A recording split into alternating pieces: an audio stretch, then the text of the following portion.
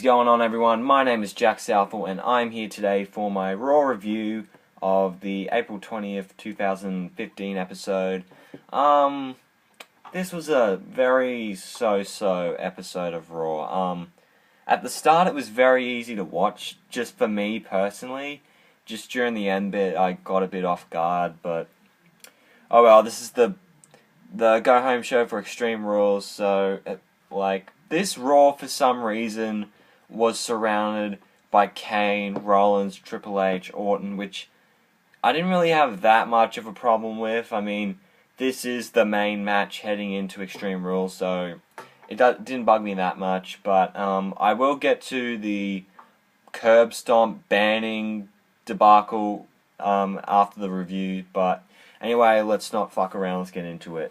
So there's the steel cage is lowered and Orton's on his way in, and he's kind of promo about Rollins and, you know, all that stuff. Then Rollins comes out with J&J security.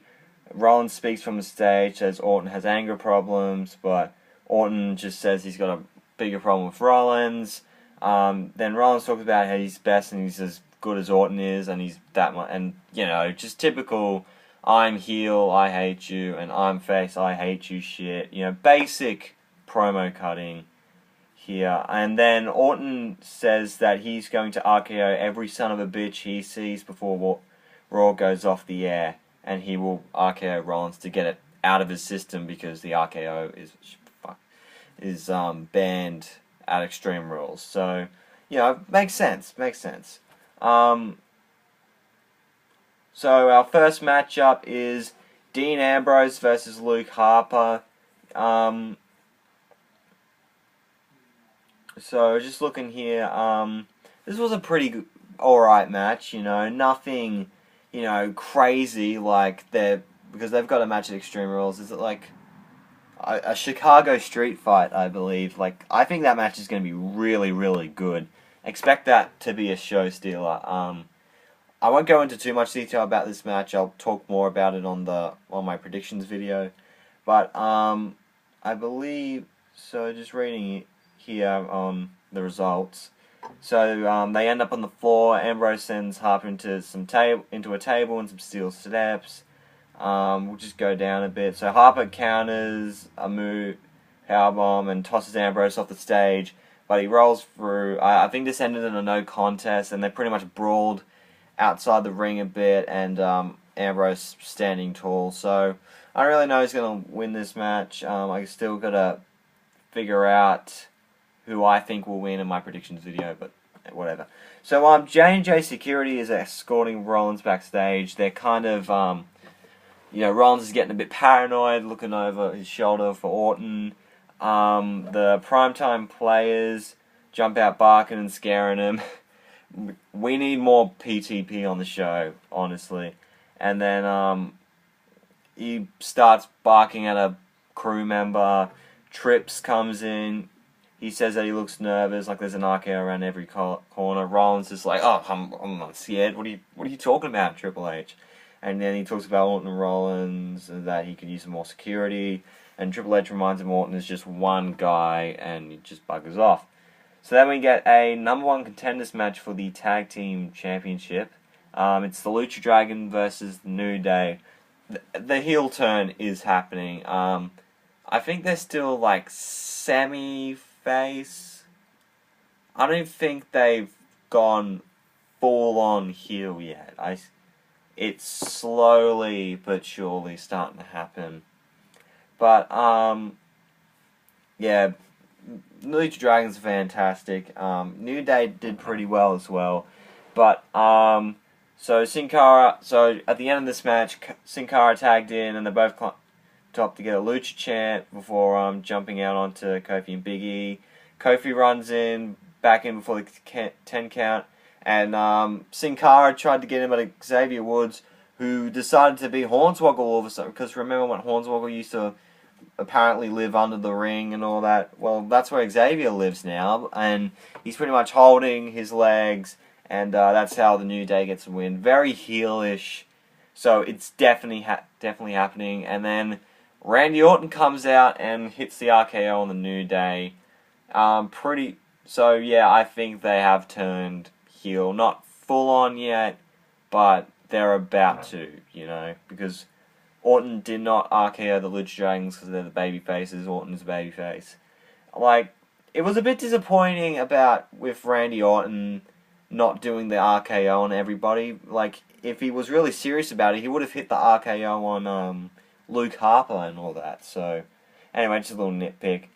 So, we get Fandango versus Curtis Axel. I think, so, last week Fandango dumped Summer Rae and he's turned face.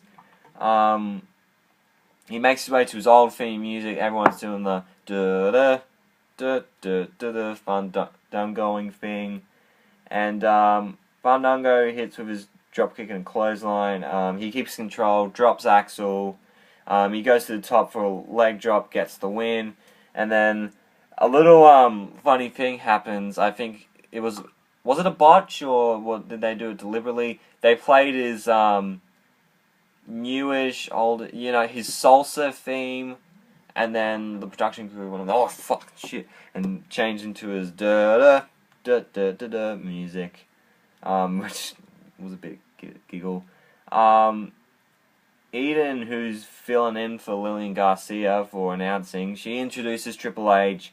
He comes out with no authority, it's just him, to talk about Tough Enough. Now, I've never really seen Tough Enough. I think I watched the first couple episodes of the 2011 season with Austin, Booker T, Bill DeMott, Trish Stratus, all that. And it was okay. It was very heavily scripted, like most reality TV shows. I know I fucking cannot stand reality TV. I think it's a bunch of garbage, but oh well. He's talking about and tells the fans, send in your videos to us, maybe through YouTube, whatever. This is a pretty interesting way to do it, and it's all going to be live and whatever.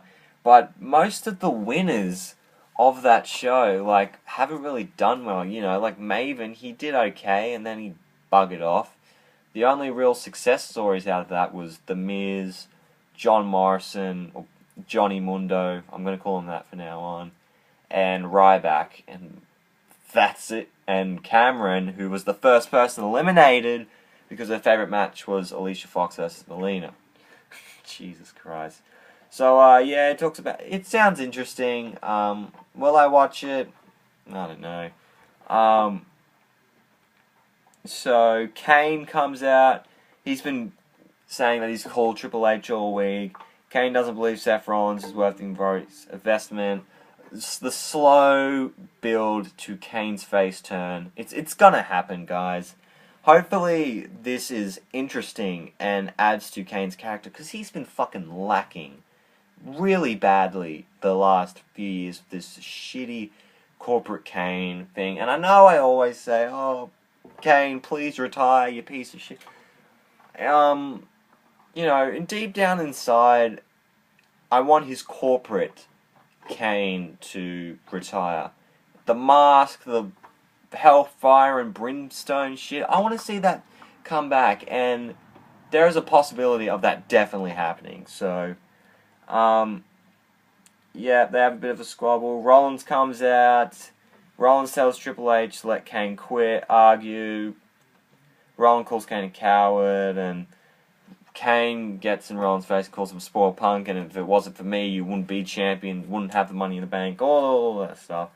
And Triple H announced that Kane will be the guardian of the gate, whatever the shit that means. Does that mean, he controls the door? This is going to end in one in two way. Actually, you know what, I'm going to save that for the prediction. I can't reveal all my predictions in the Raw review. But, Kane said he could have made El Torito or Dean Ambrose champion, whatever. Kane thinks Triple H won't let him down. Shake hands. Rollins is pissed because he thinks Kane's going to screw him over. And Triple H says Rollins should learn to get on the same page as Kane. Kane extends his hands. Rollins is like, oh, just fuck it, and shakes it anyway. But before dropping the mic, storming out to the ring of boos. So, back from the break, Triple H, Kane, and Rollins, who were pretty much this show altogether, he says that Kane has corporate responsibilities, he's no longer Hellfire and Brimstone, like I just said before. Kane says, oh, yes I am, and marches off to prove it. Trips tells the Rollinator, start appreciating who helped him get the title, and then he says, having the title doesn't make you the man, the man makes the title, you know, that old saying. Going out there, proving every night, makes Rollins versus Dolph Ziggler for tonight, because it was going to happen last week, but it didn't happen, because Kane, you know, fell down for Rollins and whatever, so, yeah, it should be good. Next, we get brand new heel Naomi versus face Brie Bella? Question mark? Me personally, I don't think this is a heel turn for Brie Bella or the Bella twins.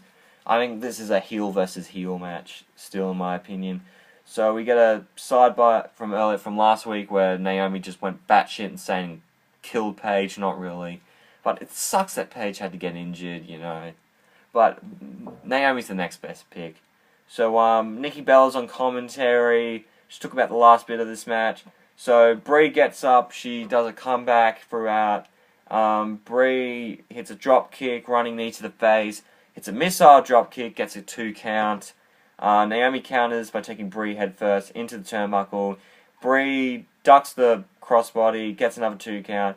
Naomi ends up getting the win with the rear view. I know there's some people that don't really like that move, but me personally, I actually like the rear view. It's something different. I don't know, that's just me. Naomi, get some new entrance music. I'm sorry, but somebody call my mama. Brodus Clay's theme song, or Tyrus as he's now known in TNA, that's not a heel song. That's as babyface as it gets. Get something like a lot darker, maybe like meaner, whatever.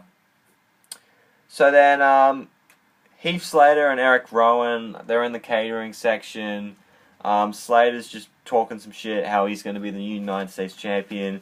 And then Randy Orton hits an RKO out of nowhere, because that's what Randy Orton does. So that's his third... Yeah, that's his third RKO. Like, he could have done it in so many other matches. Like, he could have RKO'd Curtis Axel and Fandango. You know, he could have done that. So then we get a promo from Mr. Cock His Fist, everyone's favourite, and then he doesn't like talking. Why are they doing this Roman Reigns Big Show match in fucking Chicago is beyond me. But anyway, he's just talking some shit about Big Show. Bo Dallas comes here out with his goatee, that's my shitty pun. He calls Reigns a bust as he approaches the ring, and he says that he's the Tim Tebow, whatever this, of WWE. I didn't get that reference. It's probably an American sports reference that me, the Australian, doesn't get. Whatever, and he's just talking some shit, and that Bo says Reigns can one day become champion if he works hard, and Bo enters ring to tell Reigns all he has to do is Bo leave. But Reigns hits him with that Superman punch. Fans boo because it's Roman Reigns getting ready for a spear. He takes Mike, says Big Show has no chance on Sunday. Reigns says he's bringing the big fight, the Big Show, and he'll be the last man standing. And he says, Bo, leave that. Whatevs. Next match, Sheamus versus Zack Ryder. So Sheamus is going to face Dolph Ziggler at Extreme Rules in a Kiss Me Arse match. Like, for fuck's sake. When was the last time there was a Kiss My Ass match? Like, maybe on the Global Warning 2002 tour. And I didn't even know that was a pay-per-view. That was just a tour they did in Australia back in 2002. It was like Rikishi versus Rico. And it was just stupid as shit. But whatever. It's Sheamus versus Zack Ryder. Zack Ryder won. I'm not making that up. Zack Ryder won by disqualification. Of course he's not going to win cleanly. So he Alright, so before we get started, drops right bro kick. Sheamus says he could pin Ryder, but he deserves more than a 5-second match. And he just beats the shit out of the poor guy and tells us this is the problem with WWE, and all the pretenders like Ryder and the fans, and says none of them will last 2 seconds with him, just being the big bad heel. Guys like Daniel Bryan, Ziggler, and Ryder being boy band wannabes, even though you look like a fucking chicken, Sheamus. Sheamus just insults, goes heel, and then he's insulting New Yorkers. Dolph Ziggler runs in, nails a zigzag. He checks up on Ryder. Sheamus decides to piss off to the chicken coop. Next, we get John Cena cuts a promo about Rusev and the Russian chain match. At Extreme Rules, Cena says he's going to prove WrestleMania was no fluke, it was a statement. And he goes on about Rusev saying that he's going to defend, and Cena's not losing mood, and challenge is open. Who accepts the challenge? The star of this Raw, Kane. He comes out there, and they have a pretty alright match. Cena ends up winning. After the match, we see Rollins with just having a chuckle at Kane losing. Cena makes his way up the ramp, raises the belt, the US title. So we get Renee Young, he's with The Miz, he's plugging the Marine 4 moving target, which looks like shit. I'm probably not going to watch it. Miz goes on, but, Renee interrupts, and he has to send the interview to Byron Saxton, who's backstage with John Cena, because why not?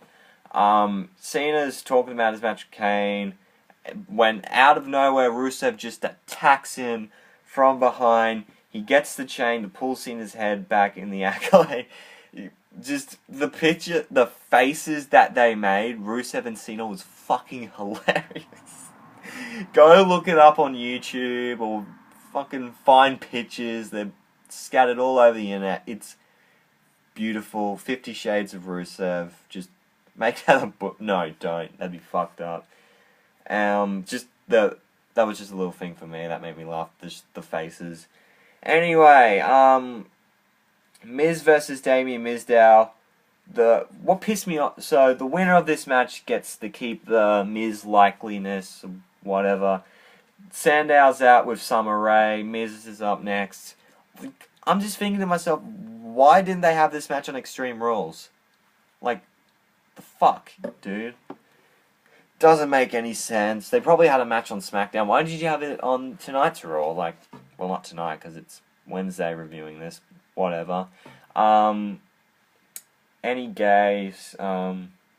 Miz blocks the skull-crushing finale, gets a 2 count, handful of tights. Sandow blocks skull-crushing finale. Summer ends up turning on Sandow, being the gold-digger bitch that she is. While Miz has the referee distracted, leaving the Miz getting the win, keeping his like. Of course the Miz was going to win this match. I think they should have had this on the Extreme Rules pre-show. It would have made a lot more sense. And they would have moved the New Day versus Cesaro and my boy Tyson to the main show, because my boy Tyson does not deserve to be on the pre-show WWE. Tyson Kidd is one of the most amazing athletes on your roster, and you're not putting my boy on the main show. It makes me sick. Fucking assholes. But, my boy will never get respect, unfortunately. Afterwards, Summer joins the Miz. Miz says, I'm awesome. Randy hits the RKO out of nowhere, because that's what he does best. Then we get another cryptic promo from Bray Wyatt. Who is he talking about? I don't know. These promos have just devalued so much. He's talking about either one or two people, Randy Orton or Roman Reigns. I've heard rumblings about Ryback. Does anyone want to see Wyatt versus Ryback? Come on, he doesn't how should he go from The Undertaker to Ryback? Doesn't make sense to me. But, speaking of Ryback, he faces Adam Rose. Adam Rose loses, of course. Rosa Mendez is with him now? Alright. So, Renee Young talks to Kane, the star of the show, and informs him that the authority was mocking him on social media. Storms in the office. Rollins apologizes, understands Kane helped him getting the title, but wishes Kane wouldn't bring it up, and blah, blah, blah, blah. And they see Orton's lurking behind a corner. Then we get Dolph Ziggler versus Seth Rollins. Pretty good match. I mean, what do you expect from Ziggler and Rollins? Sheamus ended up coming down the ringside to distract Dolph, yelling that he's going to make him kiss his ass on Sunday. That's just a stupid match, honestly. Rollins takes advantage, hits a corner powerbomb, and hits his new face-buster DDT thingy because the WWE doesn't want the curb stomp because it's bad for concussions. Just, what a bunch of bullshit. It just pretty much shows that the WWE cares about their image and all that shit because it makes them look bad. Fucking hell, WWE. Sometimes that company pisses me off, honestly. But Rollins wins the match. Afterwards, he takes the mic, cuts a promo. Triple H comes out. He speaks about to give it up for Rollins, but he wants to finish what he was saying. He talks about beating Orton on Sunday and proving that this is his WWE, he's the man. Rollins said putting Kane as the gatekeeper is just pointless. His Kane music's hit, the star of the show. He comes out, steel cage starts to lower, and then out of the fucking blue, Orton is in the cage, so Rollins is screwed. He hits the RKO on Rollins, and so Orton's music hit, he starts celebrating, and they plug the WWE Network, Cole, and all that, because Hulk Hogan's Rock and Wrestling cartoon from the 80s is going to be on him. I don't know, I'm a sucker for cartoons, so whatever.